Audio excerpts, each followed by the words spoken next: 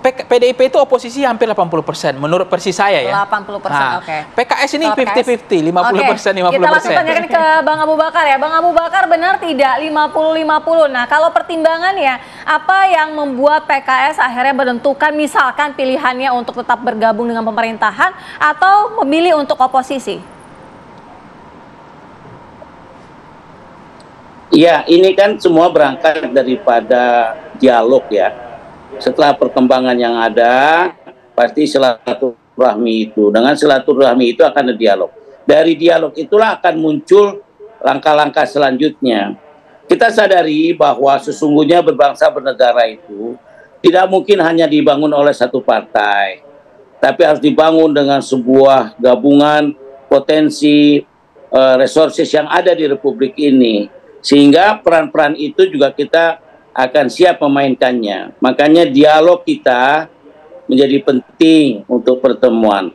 Saya yakin dan percaya hubungan kita dengan Gerindra dan Prabowo ini bukan baru.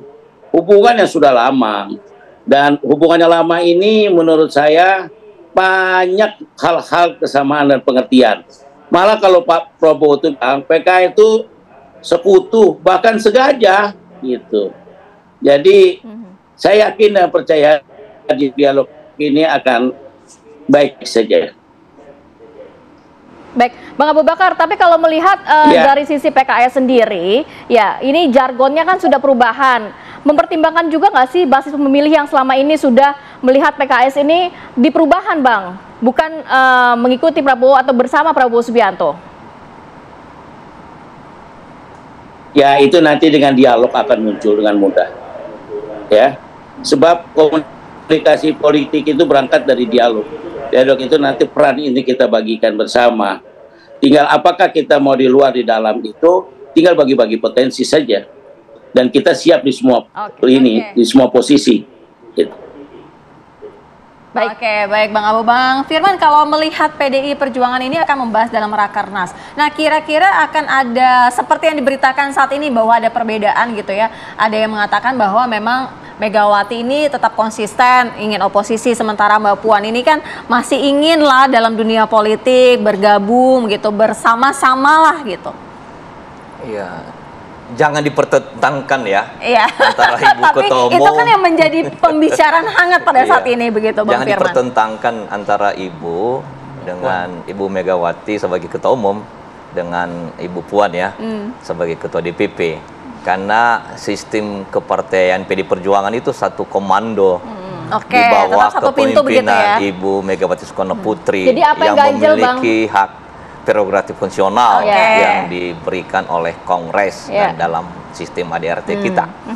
Memang juga dalam kapasitas sebagai Ketua DPR RI, tentu juga Ibu Puan selain sebagai Ketua DPP, PD Perjuangan juga melakukan komunikasi politik dalam kerangka sebagai Ketua DPR yang harus mewadahi, memediasi semua hal dalam konteks, dalam perspektif sebagai Ketua DPR RI, karena memang itu pendekatan kelembagaan parlemen terhadap partai politik yang ada prosesnya di dalam parlemen.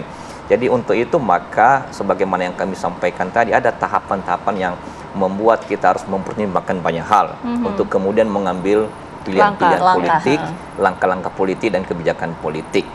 Karena kita juga tentu menghindari apa yang disebut dengan misalnya pragmatisme politik dan oportunisme politik.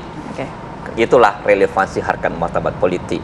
Tapi membangun bangsa ini kan juga membutuhkan komunikasi politik, persahabatan politik.